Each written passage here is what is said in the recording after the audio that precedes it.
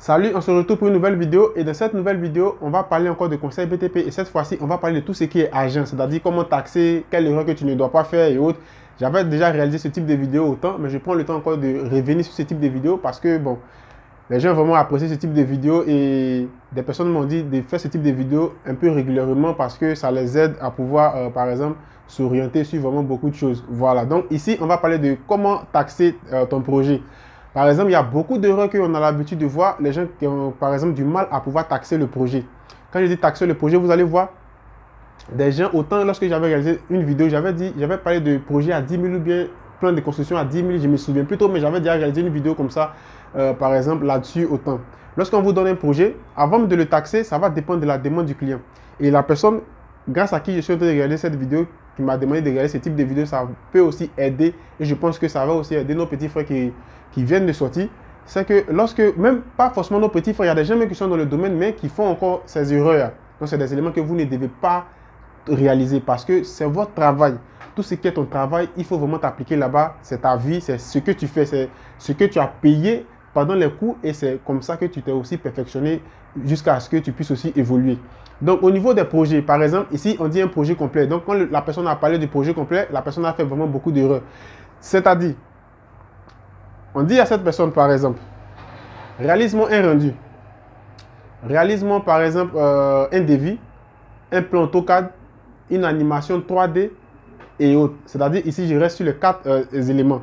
Donc, automatiquement, la personne est un peu pas trop dans la chose. C'est-à-dire, il est choqué, par exemple, de l'avance du client. Parce que vous savez qu'il y a des clients, ils aiment quand il est nouveau. Par exemple, lorsque tu viens de sortir, et ils vont s'appuyer sur toi rapidement pour t'exploiter. Et puis, bon, c'est comme ça. Hein, tout le monde a passé par là. Même moi, je suis en train de regarder la vidéo que vous êtes en train de regarder aujourd'hui. J'ai passé par là.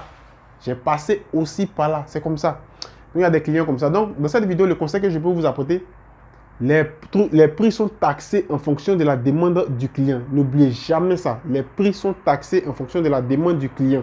Par exemple, si le client vous demande de faire un rendu, si le client vous demande de faire, par exemple, une animation 3D, si le client vous demande de faire un plan AutoCAD, si le client vous demande, par exemple, de faire un devis, on ne peut pas faire cela à 50 000 francs.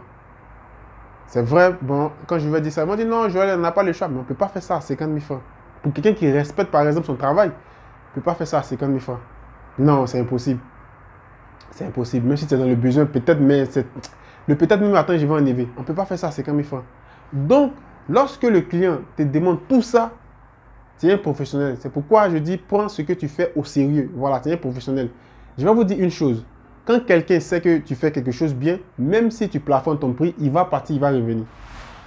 Il va partir, il va revenir. C'est comme ça. C'est même, par exemple, au quartier même. De manière générale, vous allez voir que même où on va, par exemple, se coiffer. Si vous avez bien remarqué cela aussi, souvent, tellement vous êtes attaché à un coiffeur, tellement cette personne-là coiffe très bien. Quand vous partez et qu'il n'est pas là, qu'est-ce que vous faites? Vous vous retournez automatiquement. Vous allez vous retourner. Vous allez voir que vous allez vous retourner automatiquement. Et qu'est-ce que vous allez vous dire? Vous allez dire que tant que lui là, il ne vient pas, moi je ne me coiffe pas. Non, les autres coiffeurs là, eux, ils ne m'inspirent pas trop. Pourquoi? Un, c'est parce que il y a une relation de confiance entre toi et puis le coiffeur. Et de deux, le coiffeur, il fait bien son travail. Donc, il y a ça aussi. À quelque part aussi, c'est vrai, cette vidéo consiste à vous apporter des conseils, mais vous devez aussi faire aussi bien votre travail.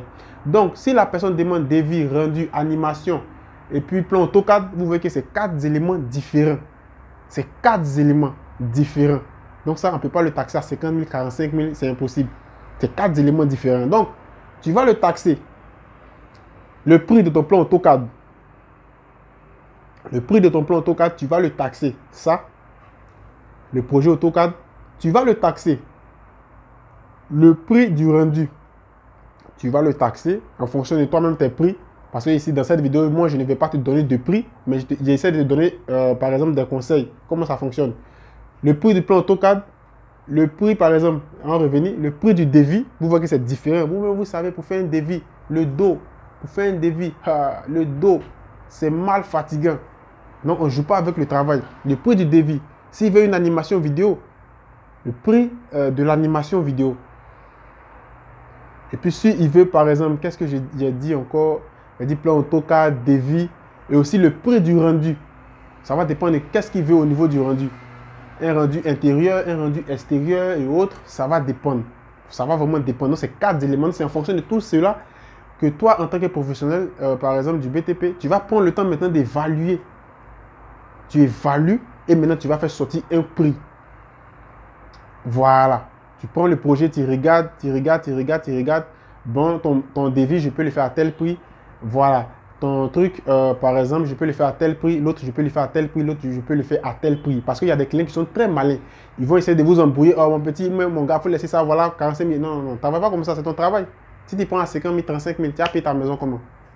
Tu as payé tes factures comment? Si tu ne vis plus avec les parents, tu fais comment? Peut-être que tu as une petite copine à côté, on ne sait jamais. Tu vois? On ne sait jamais. Tu vois, toi-même, tu es sorti, tes trucs. Voilà, c'est comme ça fonctionne. Donc, c'est en fonction de tout ça maintenant que tu vas fixer le prix.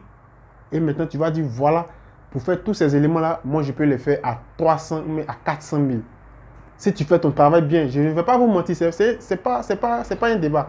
Si tu fais ton truc bien, la personne va partir, va tourner, mais la personne va revenir. Parce que tu fais quelque chose qui est bien. Et puis, tu es honnête encore de le travail que tu fais. C'est ça même qui va tisser des relations solides entre toi et puis, par exemple, ton client. Donc, n'oubliez jamais, jamais ce côté-là. Donc, si vous aimez ce type de vidéo, voilà, tout ce que je vous demande, un pouce bleu, voilà, partagez.